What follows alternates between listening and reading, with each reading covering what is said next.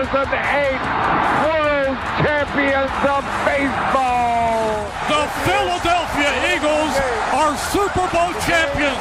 Eagles fans everywhere, this is for you. Now entering the game for Philly Pressbox Radio, Bill Furman and Jim Chet Chesko. It's Wednesday, March 4th, 2026. Welcome to the Philly Pressbox Radio Roundtable, brought to you by the Irish Rover Station House in Langhorne, PA, Cavs, Philly Tailgates, and the STT Sports Network. I'm Bill Furman. I'll be your host tonight, along with my partner, Jim Chet Chesko. Chet, the World Baseball Classic is about to get underway. How about Witt, Harper, Judge, and Schwarber, 1 through 4 in the order? Wow. The NFL Combine is in the books. We've got all kinds of dates before the draft that we're going to discuss a little bit later. Free agency is soon to be underway as well. The Flyers have won 3 in a row, quickly get back in the mix. That's a bit of a surprise. They're playing well. It's hard to believe, but Joel Embiid is out again, Chet. They only lost by 40 again last night for the 3rd time this year at home. And we've got an interesting list to discuss a little later in the show. We'll kind of just leave you hanging on that. But as always, there is plenty to talk about in Philly sports. Yeah, for sure, Bill. Speaking of the Embiid-less Sixers, what a horrible blowout loss that was on national TV Tuesday night. Man, that was tough to watch. I did stick with it well into the second half. I like to torture myself like that. But, hey, we are just 3 weeks and a day away from baseball's opening day, so there's that. And a week away from NFL free agency, so some stuff to look forward to. Absolutely. And all sports. We got to watch hockey. We got to see where this next couple of weeks brings the Flyers, because they're trying to sneak back into the hunt here. And if they keep playing well, maybe they'll get there. Well, hey, we have a great guest tonight. Speaking of hockey, returning and legendary Flyers 2-time Stanley Cup champion Joe Watson be talking Flyers from day one until today, Chet. Well, for folks who have seen him on here in any of his 3 previous visits, they know that Joe Watson always has some great stories about the Broad Street Bullies era Flyers, and we'll get his thoughts on the current Flyers as well, the Olympics, and a whole lot of other stuff. Love talking with Joe. Absolutely. He is great. He's another one of those legends as he hits up into his 80s now, still sharp as a tack, and still just loves to talk hockey. For sure. Yep. Well, hey, Chet, spring training is rolling along. You'll be in Clearwater this weekend to check out the Phils. Bryce Harper and Kyle Schwarber won't be there, though. They'll be right in the middle of the USA lineup in the World Baseball Classic. Harper, Judge, Schwarber. Yeah, that's pretty impressive. The U.S. guys crushed the Giants in an exhibition game on Tuesday, 15-1. Bryce with a couple of hits. In fact, Harper, Witt, Judge, and Raleigh had 2 hits each. Their first real game is this Friday night against Brazil. I like Team USA's chances. Yeah, I think they're pretty good. How about the bomb that Judge hit? I didn't see it. I know he hit one, but I didn't see it. 480, 470 feet, something. They were clearing airspace on that thing, man. What a bomb. Yeah. Now, I think the Phillies were playing Team Canada either today or tomorrow in an exhibition. Today. The Phillies were losing at the point I looked at it early today. I don't know how it turned out, but it's interesting. A lot of Phillies are gone to playing for different teams. Aaron Nola playing for Italy.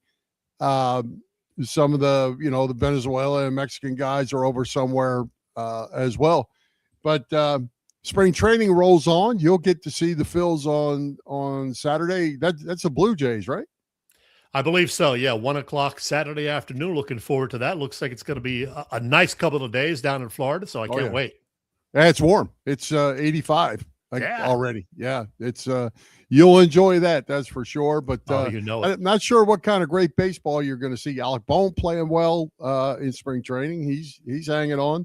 Not sure what kind of pitching you're going to see. But hey, you're not going to see Johan Rojas. Well, he was actually in the lineup today, I believe, because he protested or whatever. So under appeal. Okay. appealed. So unless, I don't think they're going to reverse it, but could be in the lineup. You never know. I'm not thinking that's very likely. Well, I mean, does it matter really? No, Let's it start doesn't with that. matter. Was he even going to make the club? Probably not. He had a shot to be a reserve outfielder, but I don't think so. So let me ask you: you're rolling up to Clearwater. Are you interested in the game at all, or are you just going for a little social event? Minor interest. They serve in the beer game, there. but yeah, they serve beer there. I do hope to talk to a few people connected with the organization or the broadcast team. I'm going to talk to Chris Wheeler, on Saturday. We'll see who else is around, see who else I can snag for a quick interview, hopefully. So I got some plans. I got some things cooking, so we'll see. But yeah, I'm going to be at Disney Thursday and Friday, then drive over to Clearwater early Saturday morning, and then hang out in Clearwater, find some maybe bars. I don't know. I heard they have bars in Clearwater. There's a rumor out there because I'm not in charge of my time very well because I turned this over to my bride. There's a rumor I will be in Clearwater on Saturday somewhere and staying at a hotel in Clearwater Saturday night. Get out. I just this all just kind of happened today, so I'm not all the way up on the details, but so I may somehow see you on Saturday. All of a sudden, emails of reservations started showing up on my phone. So I assumed we were going. So how about as you know, I've been working a little bit, so I really haven't had a whole lot of time to have my life together. So this is going to be a little getaway, it sounds like. Oh, wow. Yeah, maybe I'll get to see you. That'll be fun. Yeah, it'll be fun. And like I say, they sell beer at the ballpark. I do remember that. All right, let's see. What do we have? Oh, geez. Joel Embiid. I'm out of words. No, wait. We're done talking baseball already? Yeah, we're done. We're not done. I want to mention Andrew Painter, though. Andrew Painter, the big story of this past week. It's still spring training. You realize it's still spring training. I'm not going to say he's the Cy Young candidate, but first time on a mound for the actual big league Phillies in 3 years. In fact, I remember the last time he was on the mound. It was 3 years ago to the day of this past Sunday, because we had Tom McCarthy on our show that night. T-Mac saying how good Andrew Painter looked that day. And then, of course, the next morning we find out he had some soreness and we didn't see him again for like a year and a half. So he does look good. 2 innings, 20 pitches, 1 strikeout, 97, 98 miles an hour at his peak. Looked like he was in control. So a positive sign. I know it's spring training. I know it was, March 1st, but we'll take it. Well, we'll take it. But you know how I am with spring training. Oh, anyway. I know. It's just an exercise session, and that's fine. That's fine. I mean, I guess it's better than him going out there and not being able to miss a bat. Yeah, just giving up exactly. Hit and run after hit and run. So yeah, I'll go with you. It's good. It's good. All right, we'll take stick that. with it. All right. What else do you want to talk about spring training? Phillies, let's see. Yeah, not a whole lot to talk about with so many of the key guys away playing for other teams. There's not a lot to watch for. I guess we want to see how Garcia is doing in the outfield. I haven't been keeping track of the day-to-day stuff. I know Crawford has looked pretty good. Yeah. So that's a good sign. Yeah. What about the World Baseball Classic? As you mentioned, starts on Friday. Are you planning on watching any of that? Well, since I'll be away Friday and probably out having a good time, I probably won't see the first game Friday night. But when I get opportunities over the next, week and a half, 2 weeks, I will certainly check it out when I can. Do you think that it brings the energy, not like the Olympics, obviously, but like the hockey's Four Nations tournament? Do you think this brings that kind of energy as it gets on and they start playing for medals? I guess I do. I do think that is the case. Bryce Harper said as much in an interview the other day. He's pretty pumped up about it. And, the hat says U.S., not USA. He says because it's about us. Kind of like that. So, it's a great lineup, and it does energize these guys to have a Harper and a Schwarber play with somebody like Aaron Judge or Cal Raleigh or Witt. Those are some big names from the other league, guys that they don't see all that often, but they certainly know of their reputation and their talents. And it's got to be invigorating and energizing to get a chance to actually play on the same team with them. Yeah, and the opening day pitcher Friday is going to be that Paul Skeens. He's going to pitch again, even though he pitched a bit yesterday? I believe he is supposed to pitch that opener on Friday, unless that's changed. Yeah. So looking forward to that. It's interesting. I didn't really realize this because I looked at the starting lineup, but I didn't look at the depth really in the pitching. Clayton Kershaw is on that team. What is he going to do? I saw him throwing a bullpen. Yeah, I saw him throwing a bullpen in his U.S. uniform, and I was like, actually, the first comment that somebody made is he the batting practice pitcher? Because he's retired now, right? I thought he was, yeah. So, but he was throwing a bullpen in a uniform, so I'm assuming he's on the squad. Yeah, it might just be one of those honorary things, like he's just kind of there because he's had such a great career. And I have no problem with that. Yeah, I have no problem with that. But if he's going to be used as a pitcher, there's probably 10 that are better than him at this point. He's no Joel Embiid, Bill. Well, speaking of Joel Embiid, if we have to. There's a segue for you. If we have to. He's out 3 games again. They got beat by 40 on national TV. I'm just out of it with him. I'm out. To quote the late, great Richie Ashburn, hard to believe, Harry. I'm pretty sure that Embiid has now had an injury to every single part of his body over the last 12 years. It's a different body part. This latest one, it's an oblique issue on his right side, I believe, by the abdomen. I looked into this, and we can just add that to what's apparently a never-ending list of maladies for Joel Embiid that keep him out of the Sixers lineup from time to time. He plays a few games. He sits out for a few games. He had a little streak earlier where he played like 6 or 8 games in a row for the Sixers. I thought, man, maybe this is where he actually turns it around. No. Then he had the shin thing, played a couple of games. They won, and now he's out for 3 more games. They got embarrassed by the Celtics Sunday night. They really got embarrassed Tuesday night by the Spurs. I think it was a wire-to-wire thing. The Sixers got to within 1 at like 20-19. That was it. It was all Spurs from then on. And I saw where no team has ever lost by 40 points 3 times at home in the history of the NBA. I saw John Clark post that, and that is just amazing. And I mean, the NBA has been around for a long time. Sixers, though, they did it 3 times at home by 40. So hey, because I like Joel so much, I had to do a little research. Logan Webb, PJ says, is going to throw on Friday. So, there you go. So listen to these numbers, Chet. Okay. In February, Joel Embiid played in 5 games. Or not February. October, Joel Embiid played in 4 games. They won 3 and lost 1. In November, he played in 3 games. The month now, not November 3rd. The month of November, he played in 3 games. Yes. They were 1 and 2. So that's 7 games in 2 months, and they were 4 and 3.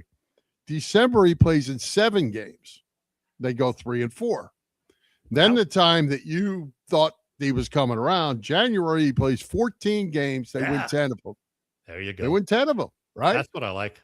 So it looks like he's coming around. February, he plays in 5 games. They win 4 of them, but he only plays in 5 games in the month of February. And if my math is right, Chet, that's 33 games that he's played in this year. In January and February. In January and February, he has averaged 29.7 and 29 points a game in those 19 games he's played across those 2 months. Yeah. But you gotta play, right? I mean, how can you play in the league and play 4, 3, 7, and 5 games in months? On the bright side, he's played 33 games this year, which is up from 19 last year. Yeah. I mean, I just don't get it. You can't be building around this guy. You gotta move on from him. I don't know how you do it when you signed this big giant contract. There's an albatross for an organization. It's not going to end anytime soon because they probably can't move him. if they can cut him loose, and he got to pay him. Yeah, and he's getting $50 million a year, 60 million or something, and he's under contract for another, I guess, 3 seasons. Yeah, through 29. So nobody's going to want him, I don't think, unless they're going to get a real bargain on him. Of course, the Sixers are also without Paul George, who's now about halfway into his 25-game suspension. Kelly Oubre missed the Tuesday night game. He was out with an illness. Not sure if he's playing tonight. And let me say, VJ Edgecombe got hurt also in the second quarter. He's out. Landed hard. He's out tonight. Yeah, landed pretty hard on his lower back. So that's not good. And the Sixers right now are clinging, and I mean clinging to that 6th spot in the East. They are up by just a half game on both the Magic and the Heat. So they're in grave danger of falling into that play-in area. And even if they stay in 6, they're going to get probably the Knicks or maybe the Celtics in the first round. So they're looking at another quick elimination, even if they are in the 6th or 7th or 8th seed. Yeah, and if you look back over the whole 10-year period, the process or whatever many years it's been now, they had opportunities with number 1 picks and really high draft picks. Didn't hit on many of them. But they're kind of in no man's land. They're not good enough to win, and they're not bad enough to get one of the better picks. So they're out there in the middle of nowhere, and finding enough good players to put a team together is pretty darn hard. Yeah, and I'm hearing some talk on the Philly radio stations these days that there could be the possibility of Daryl Morey getting fired at the end of this season. I don't know where that's coming from, but maybe time to move on from him, and maybe even Nick Nurse as well. I don't think Nurse has had the greatest season either coaching them. So I don't know where we're going from here, but like you said, they're just kind of in limbo now, and it's not going to get any better, I don't think, with Embiid continuing to battle injuries all the time. Maxey is, playing a lot of minutes, as we discuss every week. The only hope is that Embiid will somehow be relatively healthy heading into the postseason, and they were to actually keep him healthy and get on a little run with Paul George also back. But I am not holding on to a whole lot of hope for that. No. And speaking of Morey getting fired, I think if I'm the owner of the team, and maybe it's the owner's fault, I don't know, whoever agreed to sign Embiid to that long-term extension, that's horrible. Who gets fired. That's who gets fired. If it was Morey, fine, he goes. If it was the owner, fire your own self, because you were stupid. And the fans, they've got the fans just going along for a ride, and it's I can't stand any more of it. Hey, I know that you didn't watch the broadcast last night, but on the plus side, the broadcast was an NBC 1990s throwback broadcast, as they had Bob Costas calling the action with analysis from Mike Fratello and Doug Collins back in Philadelphia. How about that? Yep. Jim Gray courtside doing interviews. So that was fun. And Bill, did you hear about Costas' little gaffe in the second half? I did not.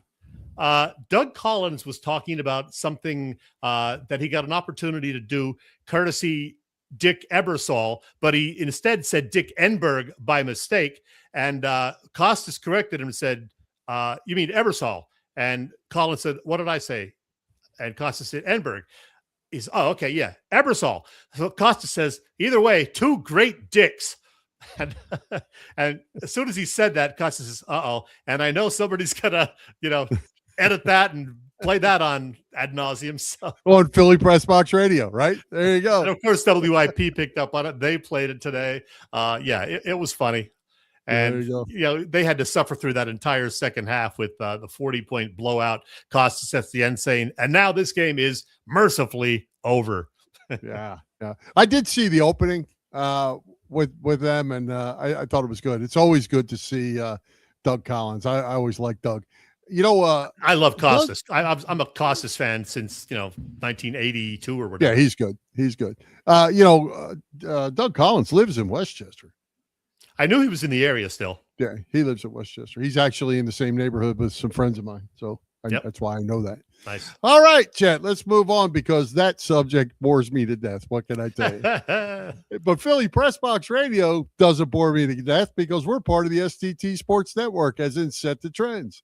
It's a network set up by our pal, Phil Stiefel, host of the terrific Trending in the AM show that you can find every weekday morning on the STT Sports Network YouTube channel.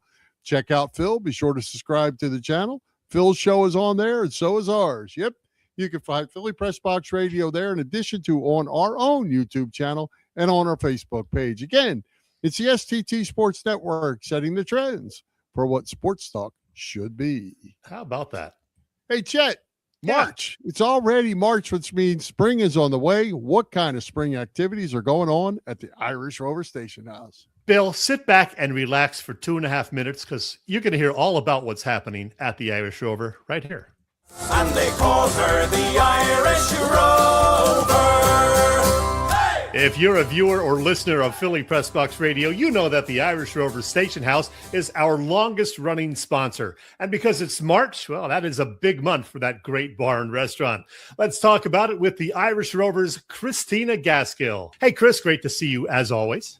You as well, Chet. Thank you for having me. Well, Chris, the snow has pretty much melted away finally. It's starting to warm up outside a bit, and every wannabe Irishman is looking forward to St. Patrick's Day.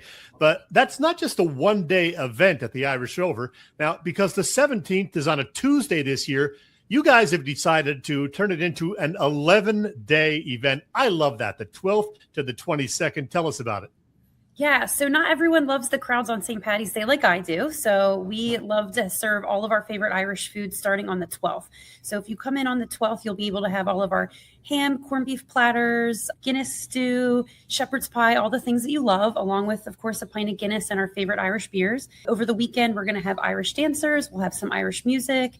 And then leading up into the big day, which is on the 17th, which I'm sure you know is a lot of fun and a lot of craziness, but it's a great day. And we'll be serving all of our same food and drink for the rest of the week, too, just in case you haven't gotten your fill. So you're going to have some of the Irish dancers the preceding weekend and again on St. Patrick's Day? Correct. Yes. We're going to have them in here every opportunity we can. It's going to be a great weekend. Now, you mentioned Guinness, but there are some other Irish beers. You got a few other ones, too? Yeah, of course. Right now we have Smittix on tap. We have Harp and a few other crafts ones I haven't tried yet that I'm excited to see. That is fantastic. As I mentioned, the weather is warming up, and you guys have that great outside patio where I've had many a good times over the years. How soon will it be Rover patio season? I am so excited to get ready for patio season. I am done with this cold weather. So as soon as we have a few solid warm days, we'll dust it off and get everything ready, and soon we'll be out there sipping beers on the patio under an umbrella. Tell us again the dates for the St. Patrick's Day related events. Yep. So our big weekend really starts on Friday, the 13th. We will have food available and all of the beer on the 12th.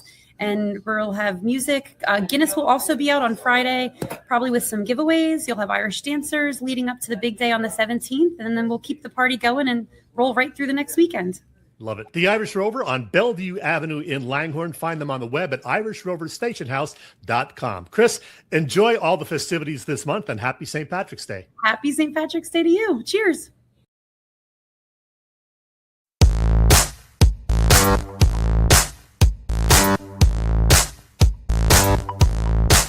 Hi, football fans. This is Merrill Reese, and you're listening to Bill and Chet on Philly Pressbox Radio. It's good!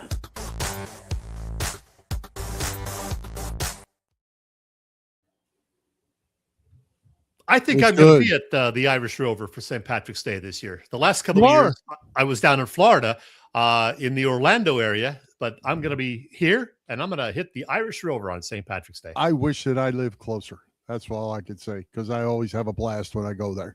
Oh, yeah. Hey, Chet, you and I had a chance to visit with Flyers legend, two-time Stanley Cup champion, Thundermouth Joe Watson, to talk Flyers. But not just Flyers, just great hockey talk. Yeah, and as we knew would be the case, Bill, it was a blast. Here is our conversation. Welcome, Flyers legend and two-time Stanley Cup champion Joe Watson, back to Philly Pressbox Radio. Joe, welcome.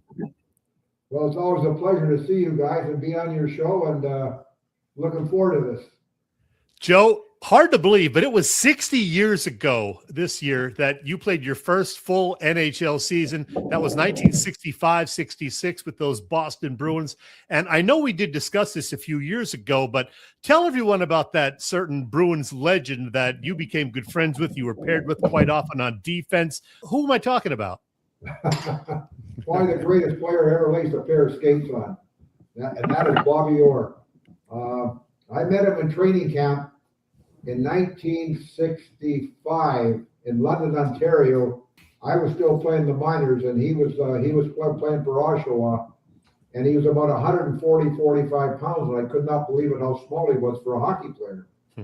So, and I couldn't believe he was a hockey player not being that big. But anyway, I watched him and in training camp, and I saw a lot of skill he had and everything else. And this guy's going to be a player. So the camp breaks. He goes back to Oshawa. He gets a rowing machine. And he rowed for 4 or 5 months and put on 55 pounds of muscle. So I meet him in camp the next year. Christ, he's 190 some pounds. I said, well, I couldn't believe he's the same guy.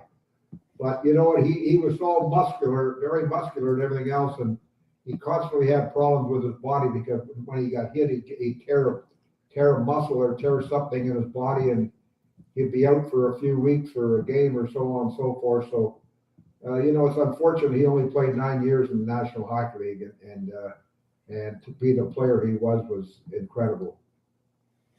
Well, Joe, what made Bobby so great? As a kid, I remember end-to-end, skating end-to-end with the puck. Was it the speed? Was it the stick handling, the toughness, or everything? Well, he had great balance. And he looked like crazy legs first coming up the ice. His legs were going this way, that way, and everything else. And you're trying to figure out what he's going to do, and it was hard to figure out. And the thing about him, when he shot the puck, his hands were in position for stick handling. Normally, your hands are down about 18 inches apart. His hands were up here. He was so strong in his forearms, they could shoot the puck from this position, which is a stick handling or passing position. And I remember one time vividly, we were in Boston, and Bobby Taylor was playing in goal for us, and Orr come down, he let a shot go from center ice, and Bobby didn't know where the hell the puck was and everything else. It hit him, went in the net, hit him in the shaker, and he turned around, geez, the puck was in the net. So it was showing he could really rip the puck when he had to, you know. But he was a great skater and very intelligent and great passer, just an all-around great player. And, of course, you joined the Flyers when expansion happened in 67. What do you remember about those first couple of years with the Flyers before it really caught on in the city? There was a lot of doubt that it was going to catch on. I know there was a very small crowd that welcomed you. That certainly changed over the next 6 or 7 years. But what about those first couple of years? Well, you know what? I remember we had training camp up in Quebec City, and then we came down to Philadelphia.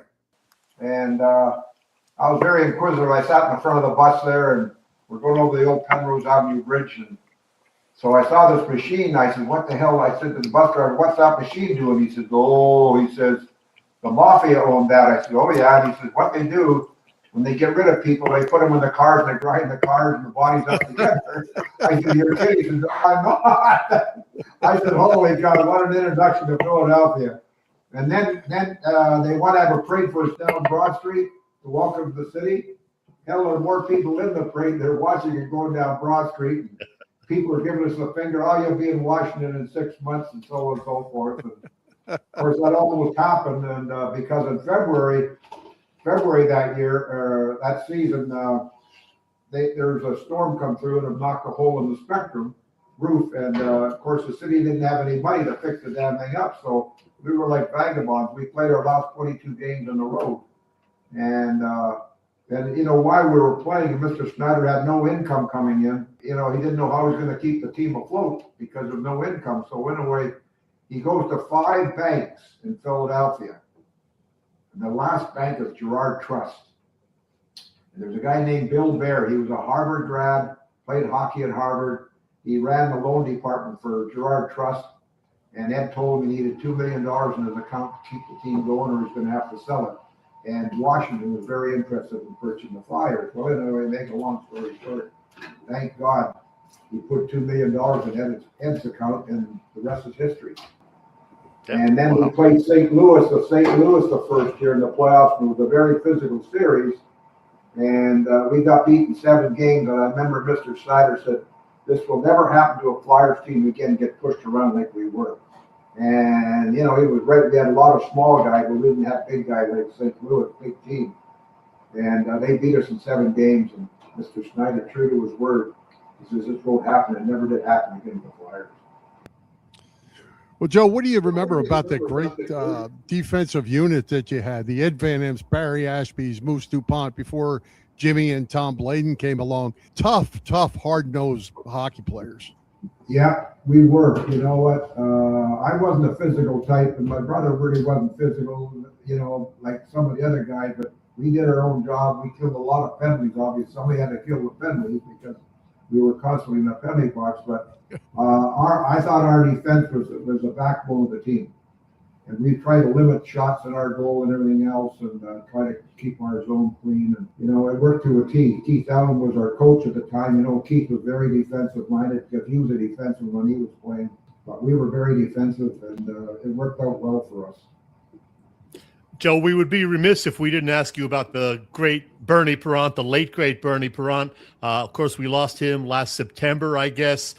Man, just such a likable guy and a pretty damn great goaltender as well. What do you remember about Bernie? Well, I remember I met Bernie in 1963 in Minneapolis. I was playing pro for the Minneapolis Bruins, a farm team of the Boston Bruins there, and Bernie was playing junior hockey in Niagara Falls. And what happened, we lost both of our goalies, so they needed a goalie. So they called up Bernie from Niagara Falls. And Bernie comes in, he's 18 years old. Hell, we win both games. And I said, I hope I get a chance to play with this guy. And of course, it worked out that way. But Bernie was a very stand-up type of goalie. And the guy that really helped him, he played the first 2 or 3 years he played here, he was okay, but he didn't have the angles very well.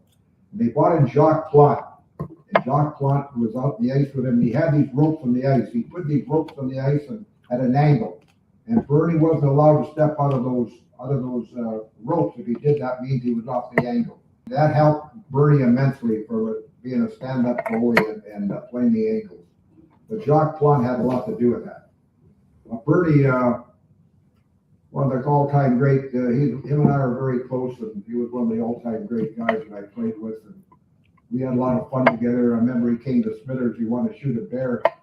So he drove all the way from Montreal to Smithers, and I got a friend of mine who was an engineer in the railroad up there in 1967, and Bernie gets up there, 7-day train drive, and my friend was the engineer, like I mentioned. He said, "Well, I'll have him.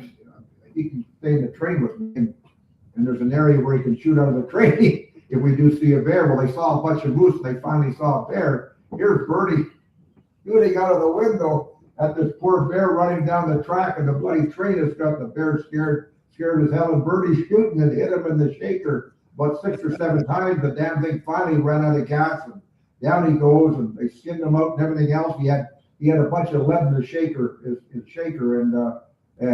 it was funny to see. And then what happened when Bernie got the thing skinned out and everything else, he drove around Smithers for 2 days with my dad. They were smoking cigars and drinking apricot brandy for 2 days, and there was blood all over the hood of his car. he was so excited about this bloody bear, and they had the dogs chasing him and everything else, and Bernie had the cigar going. It was a sight to behold. It really was. It was funny. It was comical. Hey, Joe, it seems like whenever we talk about the Broad Street Bullies and the Cup teams and all that, we talk about obviously the great players and winning and Mr. Snyder, of course, but it doesn't seem like Fred Shero gets near as much talk as you would expect for a guy that I think you guys feel like was a legendary coach. Well, he was. Freddie was ahead of everybody. He had some things that he said that we wouldn't understand until a month later. We figured it out. Freddie was way ahead of everybody. He instituted so many things in National Hockey League, day of the game skate. There's so many things that he instituted, and a scouting system, pre-scouting teams, and everything else. But Freddie was ahead of his time. He really was, and I know he might not get a lot of credit, but it wasn't for him. He instituted a system. I remember we played the Russians in '76, and the Russians are beating all the top teams, so we had practice on Saturday, or they had practice on Saturday, and we're out there watching, and I said, there's no way we can do what these guys are doing. Look at them handle a puck and the way they pass it and shoot it and that. And I told Freddie, I said, Freddie, there's no reason we should go up the ice. Let us go up the ice and fool around, because the Russians are going to stand there and watch what we're doing. And Freddie says, that's what we're going to do. So, and Freddie says, I have a system. This system's going to beat the Russians. Because when he was a younger guy, he went to Russian and learned a lot from the Russians, and he did clinics over there with the Russians and everything else. So Freddie knew what the Russians were doing and how to control them. And Freddie was absolutely right. We outshot him 49-13, and if Trechak, the great Russian goalie, hadn't played well, we would have beat him 10-1. 10-1. Oh God! But anyway, I know that when they were doing the introductions in the old Blue Line Club down there in the Spectrum, and they introduced the Russians, they got light applauses, and then when they started introducing the players, the Flyers, they got light applause, and all of a sudden they came to number 8, and Dave Schultz. All of a sudden the Russians start looking around to see where this guy was and everything else, and what he was about. So they knew who he was, and so we knew they were a little apprehensive about coming on the ice. And of course, about the 12-minute mark of the first period, Eddie Van Yep made a beeline for Karmeloff and nailed him. He didn't hit him that hard, but he went down, and the Russians they wanted to get off the ice so badly. But Mr. Strider went down and said, you're not getting your 200,000 rubles if you don't come back and play. And they proceeded to come back, and we dominated them. I scored that shorthanded goal, and the one thing I proved, a white man can't jump. I was so excited I jumped about 3 inches off the ice. That's all I jumped. Well, Joe, since you mentioned that, when I saw you in January at the Sports Writers Banquet, I did mention that it had just been the 50th anniversary of that legendary goal, and the Flyers went over the Soviet Army. And I told you that we showed the goal on our show that previous week. And since you're here, I'm going to show it again. So here you go. Selesky on the right wing. Selesky the drive. Swing. Joe Watson, the Smithers Thundermouth, who gets maybe 1 or 2 or 3 a year, but Denmark, the Flyers using the Soviet. And there it is, Joe. I had black hair then too, damn it. You sure did. Joe, you were the Smithers Thundermouth all the way back in '76. Yeah, well, my voice is very boisterous. Where I come from, there are more wild game than there are people. To get anybody's attention, you gotta holler, and I guess that's where that came to play. Ed Van Imp was the guy that gave me the name Thundermouth, and how that happened is remember that level they only had 2 levels in the Spectrum, and in '73 '72 or '73 they put another level in there. I remember Eddie and I come out of the building after a game, and guy comes over, he says, Joe, we heard you in the 3rd level. I said, what do you mean? We heard your voice in the 3rd level. I said, really? And Eddie said, we're going to call you Thundermouth, and that's where that came from. Hey, Joe, let me ask you something. When I saw you in January in the VIP room before the Sports Writers Banquet, you were wearing a trench coat that looked like something you stole from Columbo's closet right there. There you go. There it is right there. What is the story of that? What's the story? I've had that coat. I bet you when I played, I had the coat. Imagine that when I played. It goes to show you I really take good care of my clothes because it looks brand new. My goodness. Yeah. Hey, Joe, we mentioned Thundermouth. You put a book out a couple years ago. Excellent. There, Chet's got a copy. I've read it already too. Thundermouth. What was the idea behind that? And it's a great read. Well, you know what? We went to Russia. I took our Russian alumni team to Russia 7-8 years ago, and we had Bill Meltzer come with us. Yep. And he was doing all these stories, which I really wasn't aware of. He's sending them back to wherever he was sending them to North America. And he said a lot of people were tuning in and following our trip over to Russia. I said, really? I had no idea. So on the way back, we sat together for 12 hours from Moscow to New York. And we sat there and had a few Bubba Louis, and we bullshitted and everything else.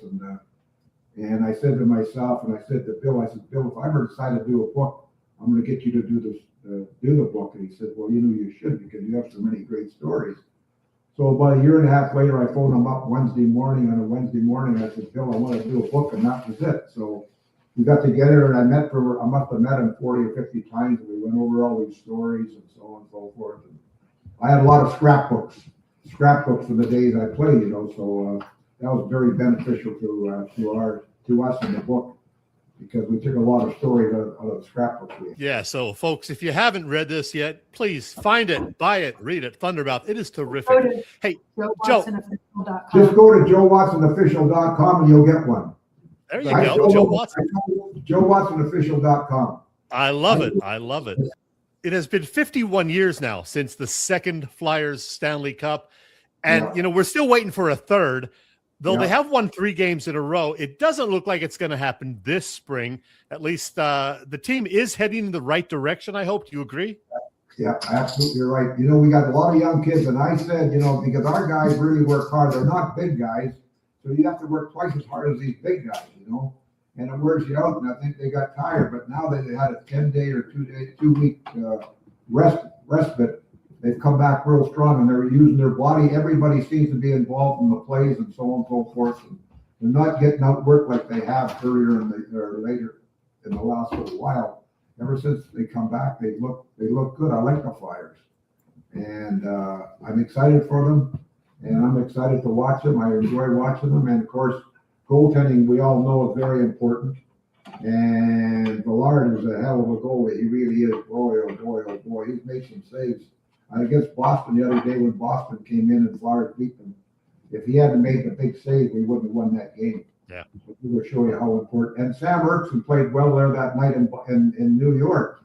I mean, he let that first goal, and it was a bad goal, but other than that, he made some big saves. So hopefully, the goaltending situation is getting straightened out. And Flyers are playing good defense. They're playing good defense, which is important. In order to be successful, if you don't have good defense, at least the amount of time you spend in your own zone, you'll be much better off, and that's what the Flyers are doing now. Joe, when you're coming down the home stretch like this, you have 20-ish games left. If you're the head coach, do you come to a point you just say, Vladar's my guy, I got to play him as many games as I can, or do you still keep trying to play it out and keep 2 guys fresh in case you need them both? No, I think Bedard will tell the coach when he's tired. And they have some back-to-back games coming up, but right now it looks good for the Flyers because they played Thursday, and then they played Saturday, and then they played back home against the Rangers. They're right back. They're kind of back in the thick of things right now too, which is good. Well, Joe, as we speak, it is just a couple of days shy of the NHL's annual trade deadline. Do you think the Flyers will make any significant deals, either as buyers or sellers, before Friday at 3 p.m.? Well, I hear Russell's names a lot. Yeah. He's looking for a big defenseman. You've got to have big defensemen in the playoffs. And, I think the Flyers, if they do make that trade, they're going to have to get a hell of a lot for him because he played well in the Olympics. The Olympics. And he's playing well for the Flyers now. He's a big, strong guy. He's very physical when he has to be. So he's going to be important to somebody if somebody does. But the Flyers got to get a lot for him. Well, Joe, you mentioned the Olympics. What a great show by everybody. Obviously, the USA people are happy. The USA won. I got to ask you, you've been in the USA longer than you've been in Canada. Where was your allegiance? You're a Canadian. Canada, I'm still a Canadian. That's what we thought. I have a green card. I don't have my passport. I'm still a Canadian. I enjoy being Canadian, and I enjoy going home from where I'm at, way up in northern Canada, up near the Alaskan border there. I love hunting and fishing as a young boy, and but I try to get home every summer and see. I have 4 brothers up there and their families, so, and I still have some friends around there too, so it's nice to. But the Olympics were exciting. You know what?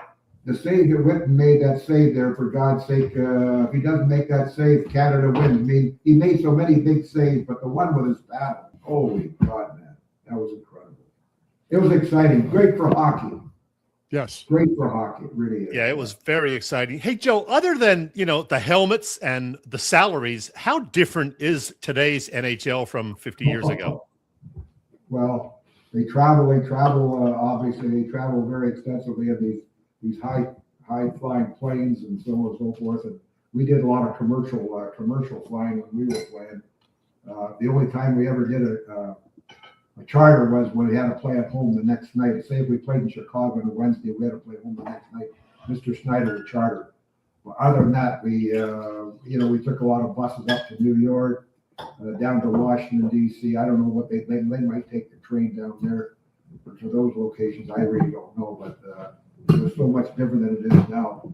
And they make a lot more money, and they get a lot of spending money too. When they go on these trips, they get, I think, over $200 a day, for Christ's sake. So, I mean, that's not bad for living on for a day or two. That's for damn sure, you know. But everything's relative. I mean, that's the way it was then. We got $7 a day for spending money to have our pregame meal and so on and so forth. But everything was much different than it is now. But it was worthwhile. We won. Well, hey, Joe, you mentioned the Olympics and how good it was for hockey. And, last year they did the Four Nations tournament, which was a boom as well. Is the NHL onto something with that? And it's a whole lot different when you're putting that country's jersey on than your team's jersey? Oh, sure it is. I mean, you're playing for your country. You're playing for your country. You're playing for, 400 million people live in the United States. And sure. I mean, other players that live in wherever they live, they're playing for the country in regards. I don't know how many people some of these countries have, but 400 million people. And boy, this is happened in there. And the Olympics was good for hockey, great for hockey. Okay? Joe, I just wanted to thank you once again for joining us for our 500th show 2 years ago. That was in June of 2024. We had a great time at the Irish Rover. Best of luck. Continue to sell more of these books, and we will see you down the road. JoeWatsonOfficial.com will get you the book. Thanks for having me, fellas. And maybe we can continue to do this another time if you're looking. So much ground covered, Chet. Always good to talk to Joe. I love the way he says Montreal. Yeah. He's great, full of stories. I'm glad he wrote the book. Anybody that is a hockey fan and just a hockey fan, but then goes back to the Broad Street Bullies days, you need to check his book out. It is really good, and I still have it right here. I have my copy as well, and I've read it, and it is really good. Yep. All right. Well, hey, Chet. NFL Combine is now in the books. A lot of rumors floating around about Dallas Goedert, Nakobe Dean, Jalen Phillips, Blankenship. What do you make of it as we move forward here? It's all just talk at this point, but yeah, the speculation is that Nakobe Dean will not be back. Jalen Phillips will be back. So we'll see what happens there. I'd love to have, Blankenship back. He was a key guy over this past season.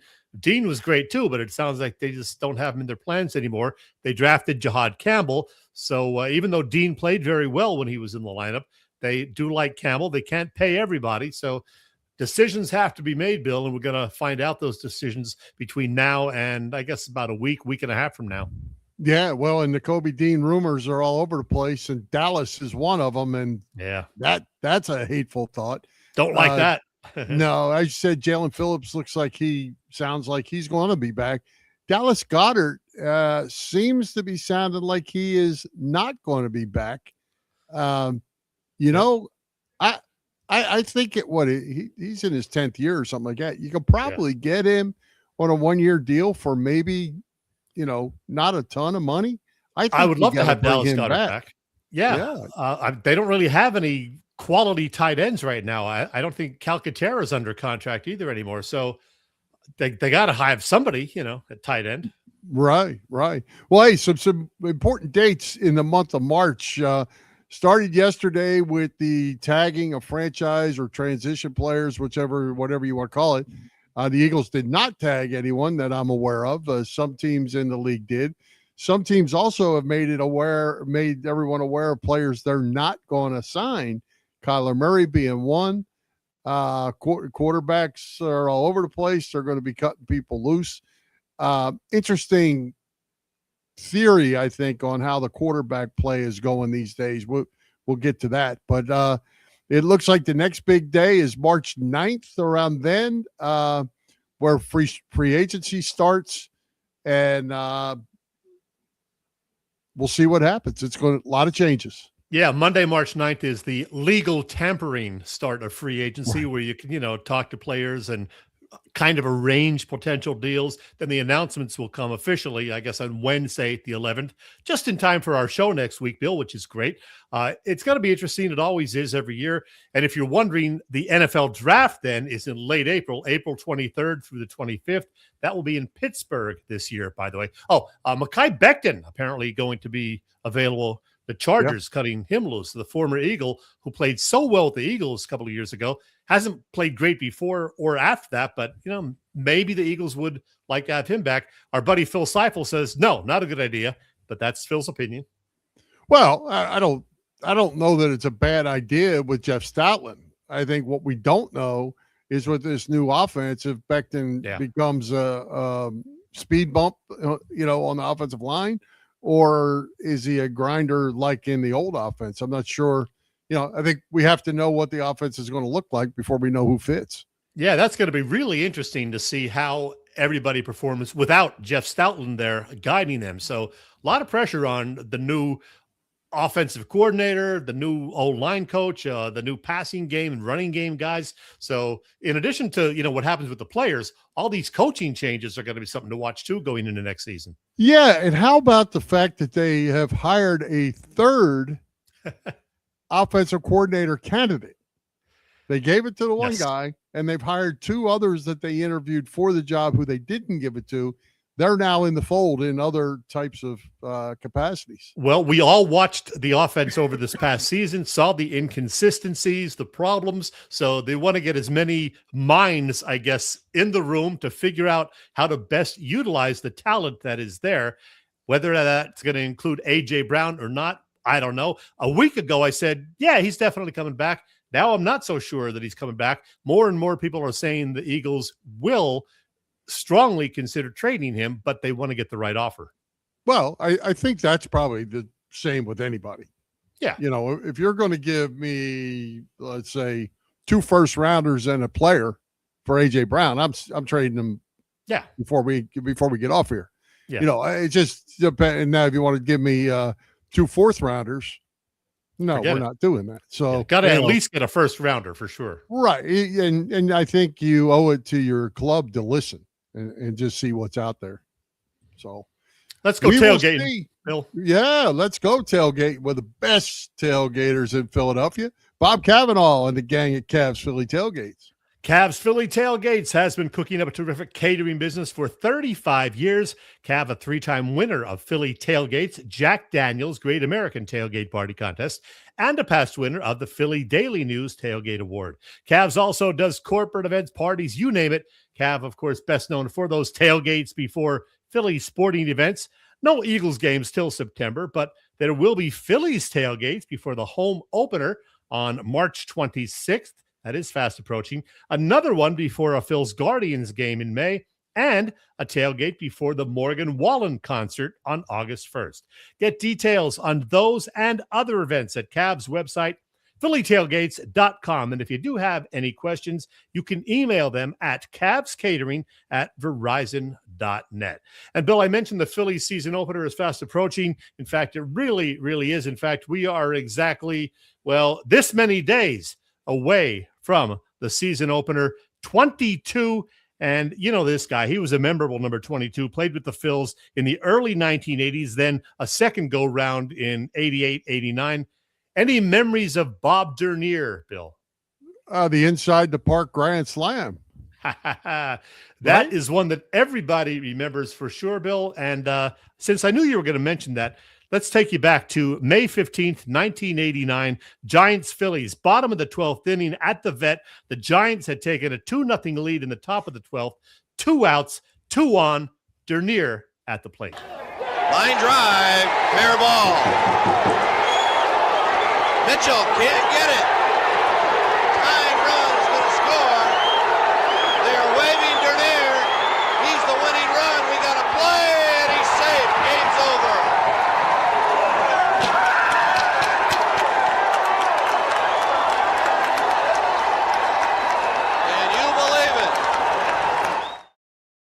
37 years ago, Bill. I was thinking grand slam, 3-run homer, 3-run walk-off homer. Yeah, cool. Hey, Chet, great guest tonight at Joe Watson, who is coming to Philly Press Box Radio next week.